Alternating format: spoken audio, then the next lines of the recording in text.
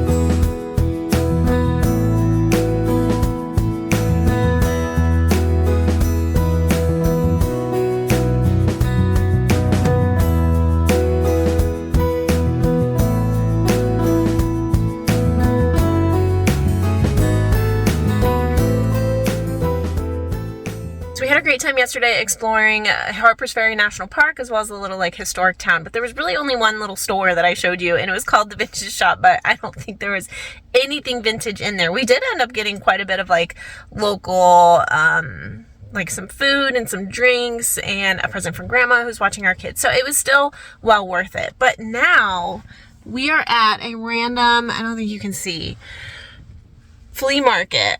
It's the next day. We're at a random flea market and it looks a bit sketchy. There's lots of empty tables outside, a couple people outside, and then there's like an indoor spot. So we're going to go in there and just have a little bit of fun and hope that it's not awful. As a fallback plan, we did just drive by a Goodwill. So we'll see if we end up there or not. All right. I don't even think it's open, but oh my gosh, you're not gonna be able to see that. But it just looks like a whole bunch of kind of garbage. This door over here says inside closed, use other door, and that door doesn't look like you can go anywhere. So I think this is gonna be a failed stop here. Oh my gosh, I just saw a mannequin head and I thought a person was staring at me. Maybe we're just gonna go to Goodwill. Man, it looked kind of cute online, but it's not looking good.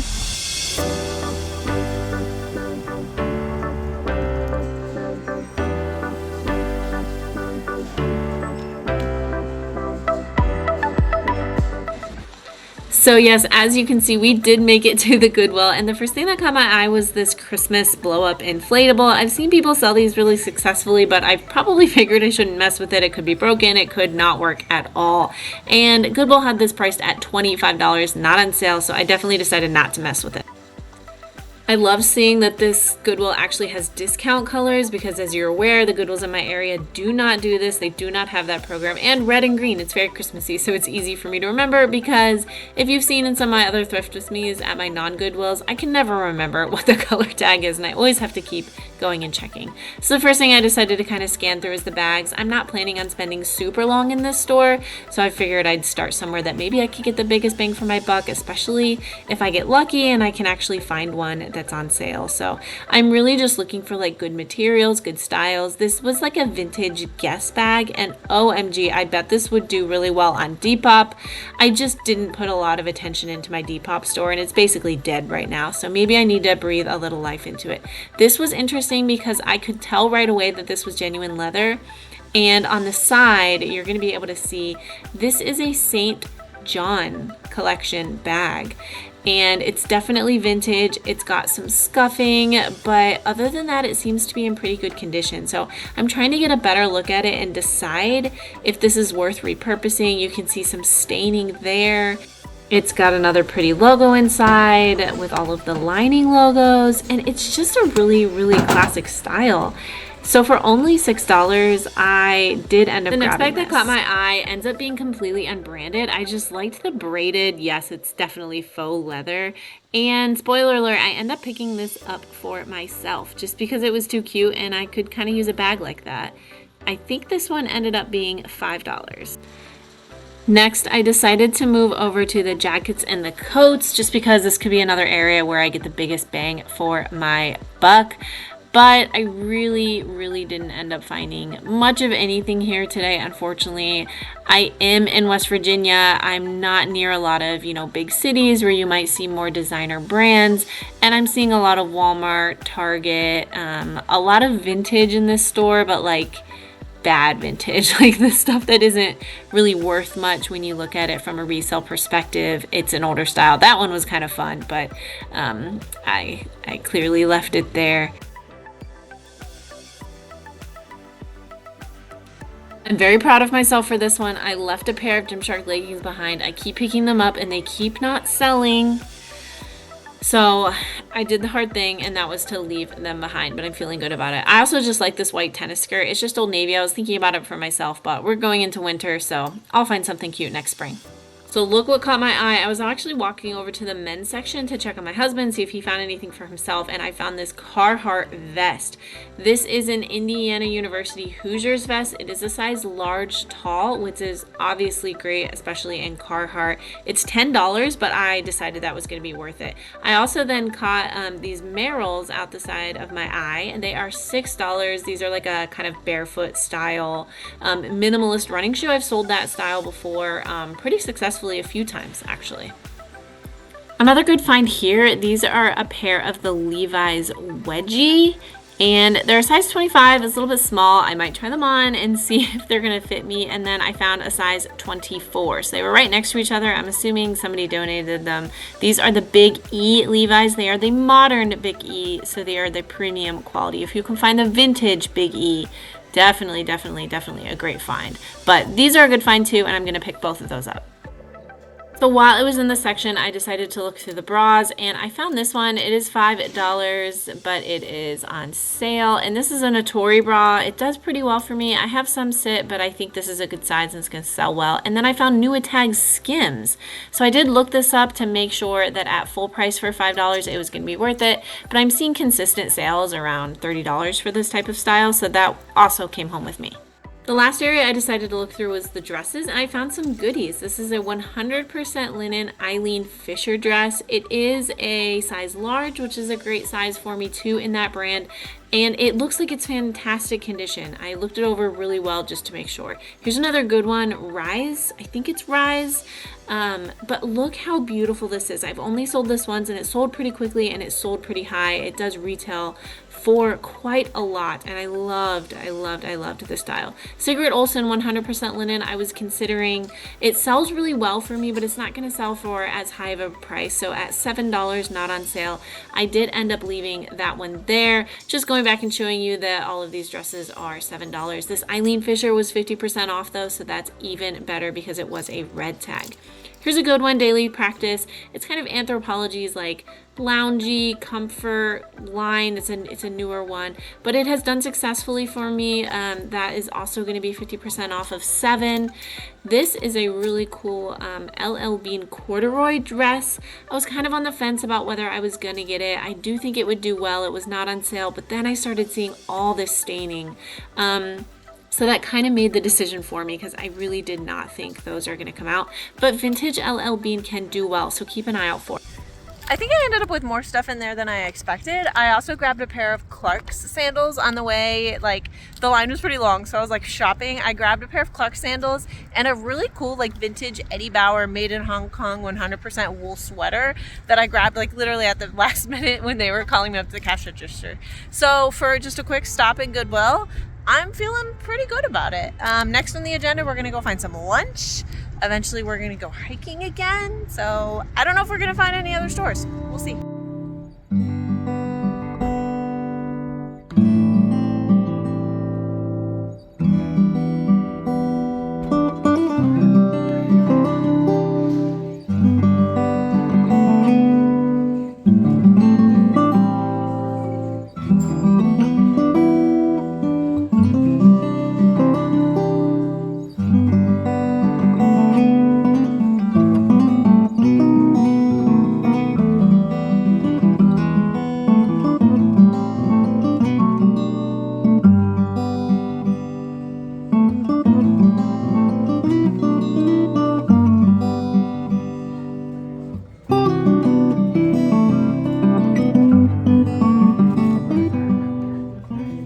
So, to no one's surprise, probably, I found one more thrift store. We actually were picking up stuff at a Harris Teeter nearby that we're gonna just make for dinner in the little Airbnb cottage. And I noticed that literally like 1 mile down the road is this Blue Ridge Hospital thrift store. So yeah, let's go see what we can find. So right walking into the store, I was excited to see some color tag sales. Obviously, I'm going to be looking for those 50 and 75% off tags. And as you can see, I kind of make a beeline for this little dresser. I obviously cannot take a dresser with me, but it was just absolutely stunning. I loved the crafting. My father was a wood carpenter, is a wood carpenter, and so I just always appreciate it. At $175 for that antique dresser, that's probably a pretty good deal. This I thought was cute. My sister had something like this growing up, so it reminded me of her. But hi, there I am. I'm just trying to get a lay of the land here. You can usually get a pretty good feel for a thrift store pretty quickly. So apparently this store does auctions, silent auctions to do some of their sales, and oh my goodness, the amount of Lego that this store has. I was so curious who was gonna win this, like for what price it was gonna be, but that was amazing. My husband thought that was kind of cool. So they did have all of the green 75% off tags moved over to these specific racks. So those are the first things I decided to go through. I was seeing a lot of basic things, some things I could make some money on, but I was really trying to be selective, like I say in all of my videos.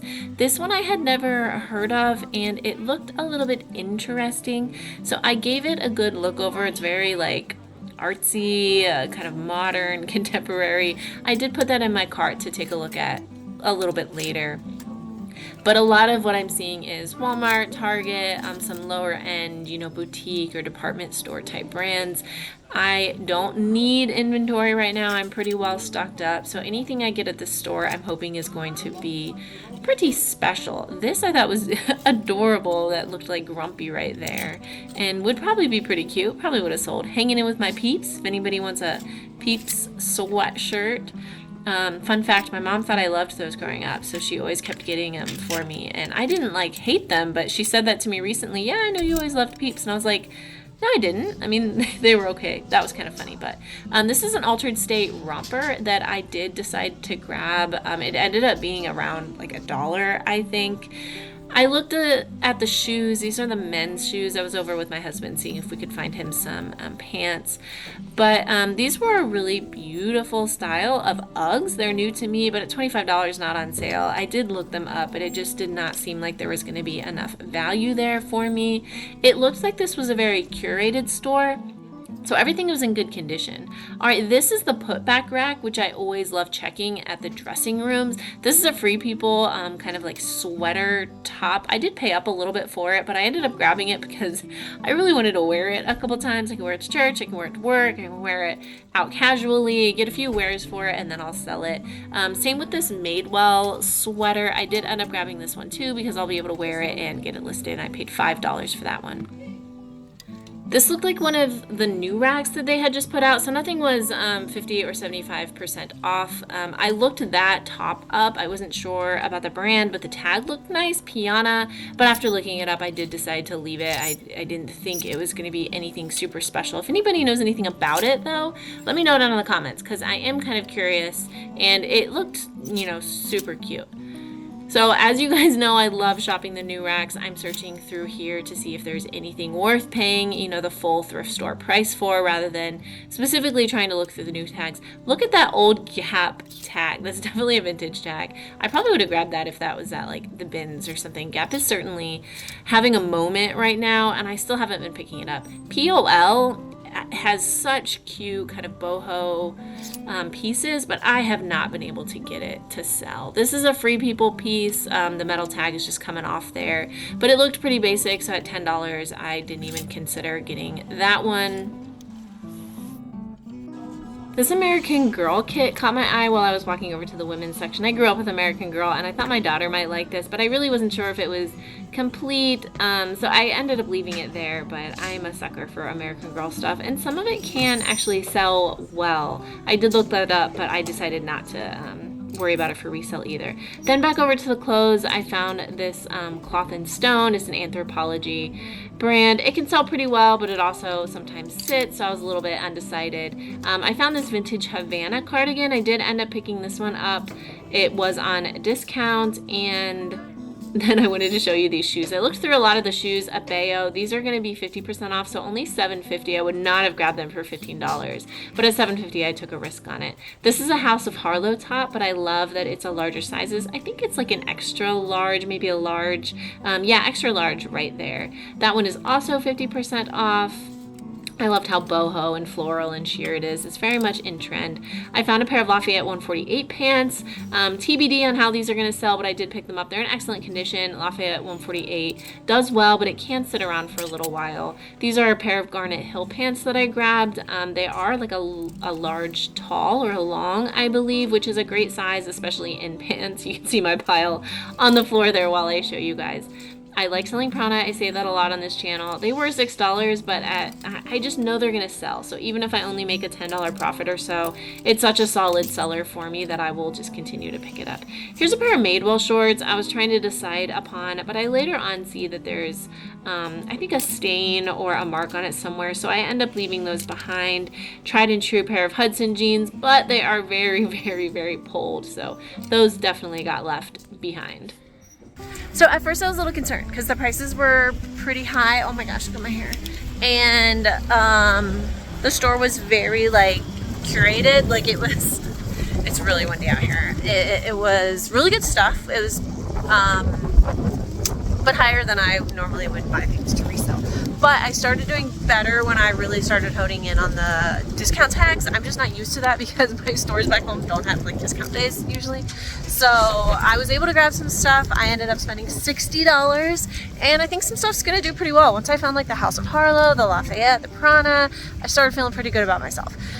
All right, so that is where I'm gonna leave it. I think this is the last store for this trip. I'll probably put a little montage of our hiking trip tomorrow, but I hope you had a little bit of fun with me. Thanks for coming along on my vacation, and I'll see you next time. Bye.